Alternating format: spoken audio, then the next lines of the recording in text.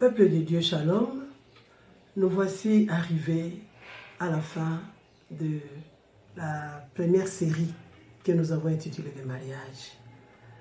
Nous tenons à saluer et à remercier très vivement nos mamans, les servants de Dieu, qui sont passés pour nous parler et nous faire imprégner vraiment du mariage de la République démocratique du Congo. Nous avons présenté certes 4 langues officielles de la République démocratique du Congo, mais derrière ces 4 langues nationales, il y a plusieurs dialectes que nous n'avons pas pu tout étaler ici. Et ce que nous avons remarqué aussi, malgré cette grandeur de la République, malgré cette multitude de dialectes, il y a seulement une culture pour toutes les tribus. C'est vrai, mais quelques différences, après, nous savons. Alors, nous avons parlé du mariage. Quand on parle du mariage, on voit directement la dot. C'est que nous avons remarqué que sur toute l'étendue de la République démocratique du Congo, toutes les langues et dialectes, ils ont la même façon de faire la dot. La dot s'emploie en espèces et en nature. Et quand nous parlons de la dot n'est pas synonyme d'un montant ou d'une somme préalablement fixée par les parents. Non.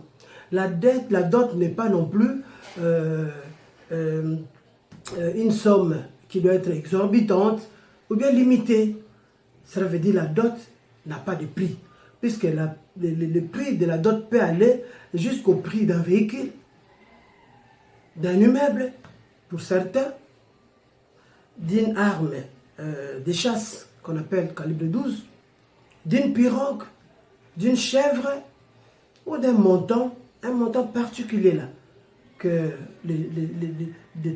d'autres tribus qui le nomment Sokandumba,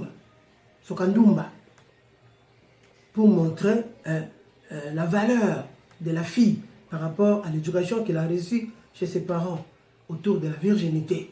Alors ça aussi, les parents qui viennent donner la dot, ils apportent selon qu'ils ont assez de moyens. Et c'est ce qui différencie qu'on apporte soit le véhicule ou la chèvre ou la pirogue. Alors, ce que nous avons remarqué aussi pour la dot, toute la République, c'est la famille du garçon qui apporte la dot et non le contraire. Alors, quand nous parlons de la dot, nous voyons directement la fête. La fête, cela veut dire à manger. Il y a suffisamment à manger, mais aussi dans cette bouffe, il y a des éléments culturels qu'on a décelés. Cela veut dire, pour certains, c'est la viande, c'est des gros poissons, hein, mais pour d'autres, c'est des feuilles de manioc qui vont faire avec l'imbondo, donc des sels indigènes, c'est de fumwa, ou la courge, mbika, ou c'est les champignons qu'on appelle matoi, ou c'est l'escargot, hein, le kodia, ou les petits poissons qu'on appelle kambanioka.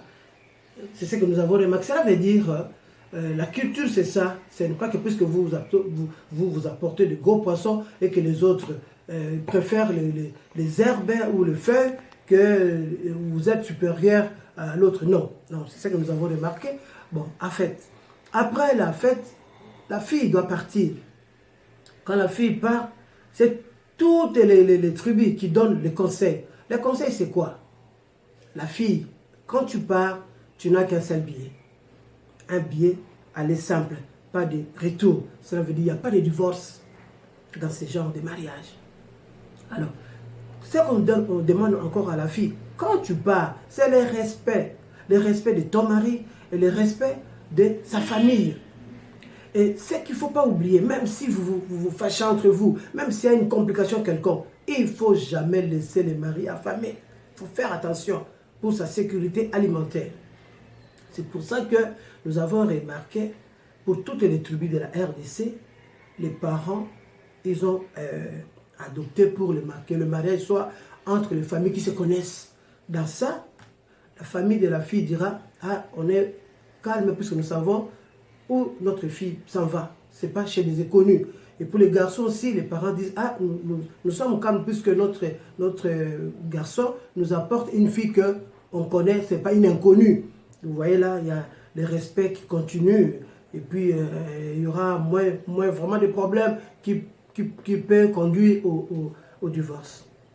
Alors, nous avons dit que les parents, hein, dans la culture ou dans les tribus de la RDC, ils ont opté pour le mariage entre les gens qui se connaissent. Mais ça peut aller au-delà de ça. Ça peut aller au-delà de ça. Cela veut dire le mariage strictement interfamilial.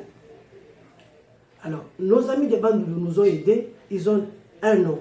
Ils appellent ça le Kintsugi ou le Kikanda. Cela veut dire que ça se passe comment? Les mariages se passent entre les cousins germains. Les mariages peuvent se passer même entre les nièces pour aller à la rescousse de leur tante. Les mariages peuvent se passer aussi dans cette grande famille polygamique, le fils aîné, à la mort de son père, il peut récupérer la dernière épouse, la plus jeune de toutes les épouses, pour qu'il devienne son épouse. Tout ça, c'est pourquoi ils ont dit, selon leur explication, ça veut dire pour que la famille agrandisse. La famille doit s'agrandir. Et puis, quand ils font ça, ils voient que c'est la richesse. La richesse, c'est puisqu'ils seront entre eux pour que les gens ne se dispersent pas. La famille doit s'agrandir davantage. Donc, c'est la raison qu'ils ont avancé. Vous voyez, nos bien-aimés dans le Seigneur, c'est ce que nous avons pu recueillir comme information sur au moins toute l'étendue au travers des 4 langues que nous avons énumérées. Alors, les commentaires, les réactions, les questions, ça c'est vous devez le faire. Maintenant, nous continuons notre marche. À la deuxième série, maintenant, nous avons notre sponsor qui est très puissant, qui va nous conduire jusqu'à chez les Mésopotamiens, jusqu'à chez les Égyptiens, jusqu'à chez les Israélites, jusqu'à chez les Cananéens. Donc, il va nous amener jusque là-bas. Notre sponsor là, c'est la Bible. Il va nous amener jusque devant leur adresse et nous aurons encore des informations que nous viendrons vous donner. Mais notre sponsor ne va pas s'arrêter seulement là. Il va nous amener jusqu'à l'adresse où il y a notre Seigneur et Sauveur Jésus-Christ. C'est lui qui aura les derniers mots sur le mariage. Mais bien aimé dans le Seigneur, comme nous avons dit, c'est un moment vraiment, un moment très, très, très capital pour nous, les chrétiens, pour nos enfants, pour notre vie. Donc, c'est un moment où nous devons rester, écouter et réfléchir un peu et revoir encore. Ah, c'est ça les mariages. Ah, c'est comme ça que ça se passe.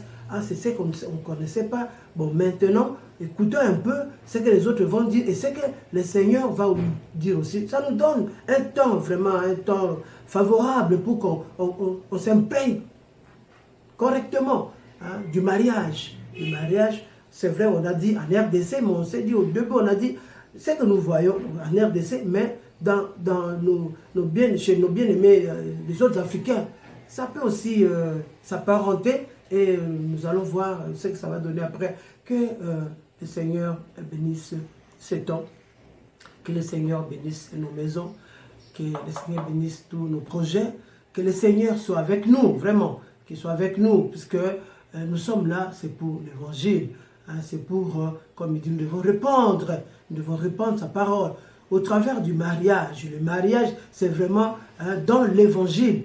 Quand le mariage réussit, c'est l'évangile qui est répandu et c'est le mariage qui fait que les hommes et les femmes, les enfants soient unis dans la parole du Seigneur et c'est la réussite pour la parole de Dieu pour ses enfants, que la gloire et l'honneur revienne à notre Seigneur. Au nom de Jésus-Christ, nous avons ainsi dit Amen.